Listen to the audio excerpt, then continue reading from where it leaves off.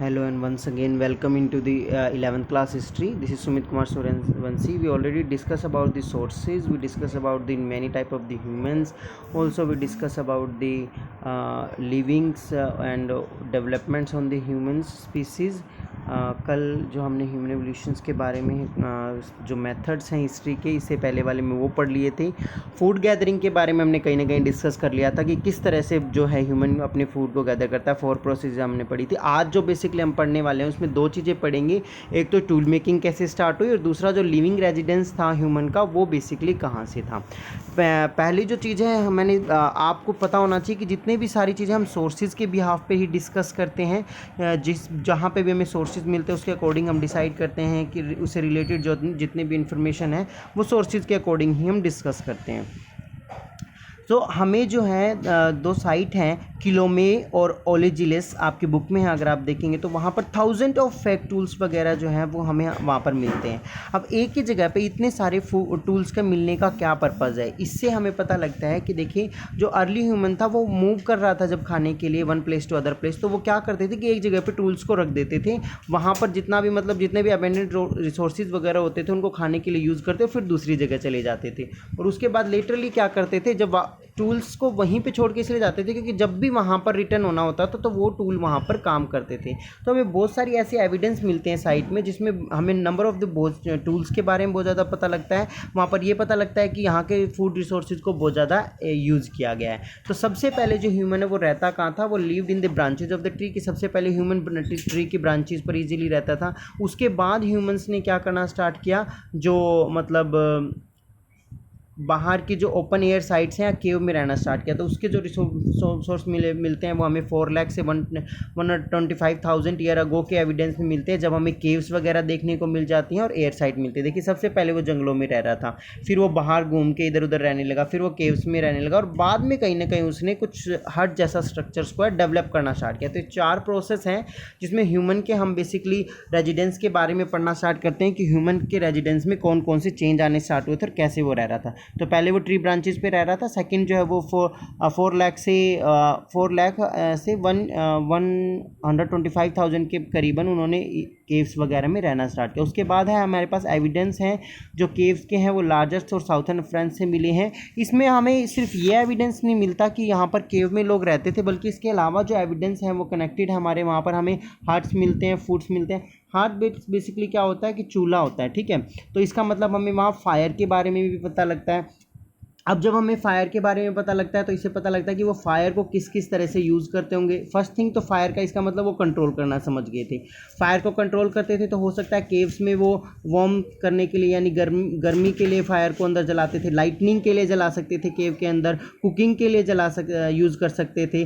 तो इसीलिए हमें ये हट्स वगैरह मिलते हैं. तो इससे हमें फायर के यूज़ के भी पता लगता है और फायर के बहुत सारे डिफरेंट पर्पज़ का भी हमें कहीं ना कहीं पता लगता है. इसके अलावा जो है हमें फूड्स का काफ़ी सारे रिसोर्स मिलते हैं. तो उसमें हमें fruits, vegetable, seeds, nuts, bird, egg, fresh water fish, इस तरह के जो हमें एविडेंस मिले हैं कि इस तरह का फूड वो कहीं ना कहीं पर यूज़ करते थे. इसके अलावा हमें जो लाजरत की साइट है वहाँ पर 12 मल्टीप्लाई में 4 मीटर का एक शेल्टर मिलता है जो करीब केव वॉल्स के बिल्ड से नज़र आता है. मतलब एक झोपड़ी जैसा शेल्टर सा बना हुआ हमें उस साइट पर मिलता है. इसके अलावा हमें एक और साइट है टेरामाटा, जहाँ पर roof of the wood of the grass, मतलब कि ऐसी हट मिली है जिसमें जो रूफ है वो वुड से और ग्रास से ऐसे कवर करके बना रखी थी. तो हमें ये भी सोर्स मिलते हैं. इसके अलावा हमें baked clay and burn bones के भी सोर्सेज मिलते हैं 1.4 से मिलियन. अब बेक्ड क्ले का जिक्र क्या है कि बेक्ड क्ले क्या होती है आपकी बेसिकली ब्रिक्स. ओके, तो हमें ब्रिक्स टाइप स्ट्रक्चर जो इन्होंने बनाना स्टार्ट किया घर के लिए उसके भी एविडेंस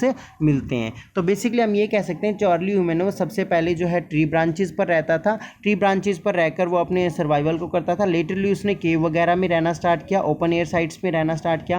केव वगैरह में जब रहना स्टार्ट किया तो उसके एविडेंस हमें कहाँ से मिलते हैं, आपको साइट का नाम पता होना चाहिए कि लार्जेस्ट जो है साउथर्न फ्रांस में उस साइट से हमें पता लगता है. टाइम पीरियड आपको पता होना चाहिए कि 4 लाख से 125,000 के बीच में कहीं ना कहीं ये हमें पता लगती है. और उसमें हमें और कौन सी चीज़ें पता लगती है कि वहाँ पे हट्स के बारे में पता लगता है. हट से हमें पता लगता है कि वो फायर को कंट्रोल करते थे. फायर से वो कौन कौन सी चीज़ें कर सकते थे यह आपको पता होना चाहिए कि वो कुकिंग कर सकते थे, केव में वार्मिंग कर सकते थे, लाइट के रूप में यूज़ कर सकते थे, ठीक है. तो इसके अलावा फिर हमें जो है एक हर्ट काइंड ऑफ जो स्ट्रक्चर है उसका भी पता लगता है, वो हमें दो साइड से पता लगता है। एक तो 1.4 मिलियन ईयर अगो के पास हमें पता लगती हैं जो क्लेज मिलती हैं हमें, बर्न क्ले, एंड एक टेरामाटा साइट है, वहाँ पर हमें एक रूफ टाइप ऑफ स्ट्रक्चर के सोर्स मिलते हैं जिसमें ग्रास और वुडन को यूज़ करके कहीं ना कहीं रूफ बनाई थी। तो इन सोर्सेज से हमें पता लगता है कि ह्यूमन ने कैसे ट्री, फिर cave, open air, cave, and then फिर क्या नाम, हट्स में रहना कहीं ना कहीं स्टार्ट किया। तो इस ये पूरा एक क्वेश्चन है आपका, बेसिकली पूछ लिया जाता है कि how you can describe the evolution of the residence in the early human. दूसरा जो हमारा क्वेश्चन है, बेसिकली आज वो हम डील करने वाले हैं टूल मेकिंग से, कि अर्ली ह्यूमन किस किस तरह के टूल्स को यूज़ करता था, किस तरह की टूल टेक्निक्स थी और उन टूल का क्या पर्सपेक्टिव था, कैसे वो टूल्स एमर्ज होने हुए, ये हमें पता होना चाहिए। सो अगर हम स्टार्टिंग की बात करें तो टूल एक ऐसी प्रोसेस है जो कहीं ना कहीं बहुत ही, हम कह सकते हैं कि फर्स्ट पॉइंट जो मैंने required a greater memory and complex original skill, कि हमें एक ग्रेटर मेमोरी और कम्प्लेक्स ओरिजिनल स्किल्स के बारे में पता लगता है कि टूल्स के लिए इसकी ज़रूरत है। तो स्टार्टिंग में जो कुछ सोर्स हैं कि कुछ तरह के जो टूल्स हैं वो ऐप्स के जरिए यूज़ किए जाते थे। ऐप समझ रहे हैं ना, मंकी वाला ऐप, तो ऐप जो है वो यूज़ करते थे। लेकिन फिर भी जिस तरह के हमें स्किल टूल बाद में मिलते हैं उनसे हम ये नहीं कह सकते कि वो कहीं ना कहीं ऐप ने ही बनाए हैं। तो इससे पता लगता है कि लिटरली ह्यूमन ने कहीं ना कहीं टूल्स को डेवलप करना स्टार्ट किया था। ह्यूमन ने जब टूल्स को डेवलप करना स्टार्ट किया तो सबसे बड़ी बात ये थी कि किस तरह के टूल्स को उसने बनाया। कुछ साइट्स है हमारे पास जैसे इथियोपिया और केन्या, जहाँ पर हमें बहुत सारे टूल्स के एविडेंस मिले हैं जो कि ऑस्ट्रेलोपैथिस ने बनाए हैं। हमें पता भी है कि हमने होमो हैबिलिस में भी टूल मेकर के नाम से, होमो हैबिलिस को हम टूल मेकर के नाम से जानते हैं। तो लेकिन कहीं ना कहीं ऑस्ट्रेलोपैथिस जो है वहीं से थोड़े छोटे मोटे टूल बनाना स्टार्ट हो गए थे। अगर आप बुक है आपके पास तो बुक में एक आपको बेसिकली पेज नंबर 11 पे एक डायग्राम मिलेगा जिसमें आप देखोगे कि पहले उसने पत्थर को फेंकना स्टार्ट किया था फिंगर से, जिससे उसके हैंड का एवोल्यूशन हुआ, पकड़ने का जो हम ग्रिप है हमारी हैंड्स की, वो बोन कैसे सीधे होने स्टार्ट हुए, कैसे वो पत्थर से हुआ। वो पत्थर उसने कैसे यूज़ किया, वेपन के रूप में यूज़ करना स्टार्ट किया है। लिटरली उस वेपन को उसने किस तरह से बेसिकली करेक्ट रूप से एक टूल के रूप में प्रेजेंट किया है, वो चीज़ें हैं स्किल डेवलपमेंट की। कि पत्थर पड़ा हुआ तो कोई भी यूज़ कर सकता है, लेकिन उस पत्थर को इम्प्रूव करके उसको वेपन के रूप में डेवलप करना एक टेक्निकल डेवलपमेंट थी, जो कहीं ना कहीं माइंड की डेवलपमेंट के साथ साथ हुई। जो हम क्या पोस्ट फीडबैक मैकेनिज्म में भी पढ़ते हैं कि एक चीज़ की डेवलपमेंट की वजह से कहीं ना कहीं दूसरी चीज़ की डेवलपमेंट हुई।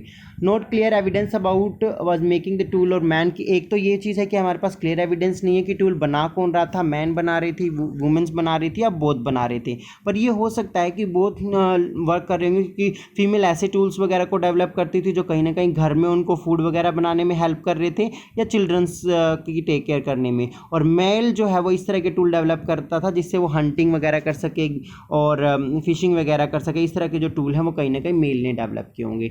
35,000 year ago technique of killing the animal, कि कहीं ना कहीं 35,000 ईयर के पास हमें देखने को मिलता है कि जो किलिंग्स हैं एनिमल्स की, उसके एविडेंस बहुत ज़्यादा हमें देखने को मिलने लग जाते हैं। तो हम ये भी कह सकते हैं कि उसी टाइम पर टूल की नीड भी बहुत ज़्यादा बड़ी होगी, तो हमें स्पीयर थ्रो जो है, बो एंड एरो हैं, इन सब के सोर्स उसी टाइम पे मिलने स्टार्ट हो जाते हैं। तो कहीं ना कहीं हम ये कह सकते हैं कि जो मीट ऑब्टेन करने का प्रोसेस था बेसिकली, उसने कहीं ना कहीं इस चीज़ को बढ़ावा दिया। अब मीट ऑब्टेन करने के बाद भी बहुत सारी ऐसी प्रोसेस होती थी जिसमें आपको टूल चाहिए। मान लीजिए आपने एनिमल को मार लिया, लेकिन उसको स्किन को काटने के लिए, उसके मीट को काटने के लिए, उसको जलाने के लिए, बांधने के लिए, पकाने के लिए बहुत सारे छोटे छोटे टूल्स की जरूरत होती है। तो ये सारे टूल्स कहीं ना कहीं उन्होंने बनाना स्टार्ट किए थे। New kinds of tools such as appear throw and bow and arrow, process like removing the bone, एक तो बोन निकालनी पड़ेगी, ट्रैपिंग ये फोर लिख दिया मैंने, यहाँ फर आएगा, FUR फर की। कई बार जो है कपड़े वगैरह बनाने के लिए ये उनके फर्स वगैरह को उतारते थे तो फर का इस्तेमाल करते थे, तो उसको भी एक टूल के जरिए निकाला जा सकता था। 21,000 ईयर अगो हमें जो है बोन नीडल्स भी मिलती हैं जिसके जरिए स्विंग के भी हमें सोर्स मिलते हैं। एक और क्वेश्चन इसी से कनेक्टेड होता है कभी कभी कि किस तरह की टूल टेक्निक्स को आप इस्तेमाल कर सकते हो। तो टूल टेक्निक्स हमारे पास 3 तरह के, स्टोन ऑन स्टोन, प्रेशर फ्लैकिंग और पंच ब्लेड टेक्निक। तो स्टोन ऑन स्टोन का मतलब क्या होता है कि जब आप स्टोन पे स्टोन से मारते हैं और दूसरे स्टोन को तोड़ते हैं। तो इसमें देखिए, जब स्टोन से स्टोन पे मारते हैं तो बड़े स्टोन का जो हिस्सा होता है उसको हम कोर बोलते हैं, और जो छोटा हिस्सा होता है उसको फ्लैक बोलते हैं। बड़ा हिस्से से जो टूल बनाएंगे आप स्टोन को तोड़ के, उसको हम बेसिकली कोर टूल बोलेंगे, और जो छोटे हिस्से से, देखिए यहाँ पर अगर आपको दिख रहा है इसके अंदर, ये देखिए देखिए ये तोड़ रहा है, तो ये टूटा हुआ हिस्सा ये क्या है, फ्लैक है। इसमें तो जैसे बहुत थोड़ा टूट रहा है, लेकिन कहीं से अगर बड़ी स्लाइड्स को निकाल दिया जाए तो वो पतली सी जो निकलेगी वो फ्लैक होगी, उससे भी टूल बनेगा, और ये बड़ा हिस्सा भी टूल बनेगा। तो इस बड़े हिस्से को हम किस नाम से जानते हैं, कोर टूल से, और छोटे को फ्लैक टूल से जानते हैं।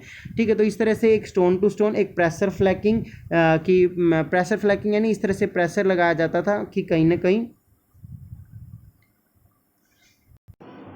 या तो स्टोन एंड स्टोन में बेसिकली आपका क्या होता था कि एक स्टोन से दूसरे स्टोन के ऊपर मार के टूल को बनाया जाता था। Then you have pressure flaking. Pressure flaking में क्या होता था कि बोन या किसी स्टोन हार्मर से ही इस तरह से तोड़ते थे कि जो मैंने अभी बताया ना, फ्लैक जो छोटा पार्ट है वो अच्छे से निकले, तो उस छोटे पार्ट को भी यूज़ किया जा सके और बड़े पार्ट को भी। और पंच ब्लेड टेक्निक में क्या होता था कि स्टोन, अगर आपके हाथ में स्टोन है, मान लीजिए ये स्टोन है, तो इसके ऊपर के हिस्सों को इस तरह से कट करके निकाला जाता था कि ये हिस्सा जो है एक लेवल में हो, और इसको जो जैसे नहीं किसी चीज़ के प्लेन सरफेस को हम यूज़ करते हैं हार्मर वगैरह पे मारने के लिए, तो उस तरह का प्लेन सरफेस बनाने के लिए इसको यूज़ किया जाता था। तो ये 3 टेक्निक है, stone to stone, pressure flaking, punch blade. किस तरह के टूल्स हमें मिलते हैं, हैंड एक्स हैं कि हाथ से बनी हुई कुल्हाड़ियाँ, चॉपर्स हैं, फ्लैक इम्प्लीमेंट्स हैं। हैंड एक्स आपको पता है, चॉपर्स हैं बेसिकली कटिंग करने के लिए, हम कह सकते हैं फ्लैक इम्प्लीमेशन। तो ये बेसिक टूल्स हमें इस टाइम पीरियड में देखने को मिलते हैं। तो ये था हमारा बेसिकली 2 क्वेश्चंस की टूल क्या है एंड रेजिडेंस क्या है। टूल में आपको याद रखना है कि टूल मेकिंग जो है एक बेसिकली मेमोरी और कॉम्प्लेक्स ऑर्गेनाइजेशन स्किल के जरिए होती है। एथोपिया और केन्या इसकी हमारी साइट है जहाँ पर हमें इनके सर्विस के बारे में पता लगता है, और हमें ये पता लगता है कि ये नहीं पता कि टूल बनाता कौन था, मेल या फीमेल बनाते थे, लेकिन टूल का जो सही एमरजेंस है वो कहीं ना कहीं हंटिंग की टेक्निक के डेवलप होने के बाद ही हुआ होगा, क्योंकि हंटिंग में जब इन्होंने एनिमल्स वगैरह को मारना स्टार्ट किया तो बो, एरो एंड अदर टूल्स सामने आए। फिर टूल बनाने के लिए ये यूज़ क्या करते थे, बेसिकली स्टोन और बोन को यूज़ करते थे। पेबल एक स्टोन होता है जिसको जो पानी से गोल हो जाता है, उसको कहीं ना कहीं ज़्यादा यूज़ किया जाता है। क्वार्टर पछड़ को यूज़ किया जाता था। तो ये एक स्टोन से दूसरे स्टोन पे मारते थे और उसको तोड़ के जो बनाते थे उसको स्टोन टू स्टोन बोलते हैं। एक हार्मर बना लिया जाता था बोन्स या किसी, जब उस हार्मर से स्टोन को मारते थे तो उसे प्रेशर फ्लैकिंग बोलते थे, और जब एक स्टोन के ऊपर के हिस्से को कट करके उसे प्लेन करते थे तो उसको पंच ब्लेड टेक्निक बोलते हैं। और hand axe, chopper, flake implementation, ये इसके उनके कुछ फेमस टूल्स होते थे। तो you suppose to know about that. Thank you, have a nice day.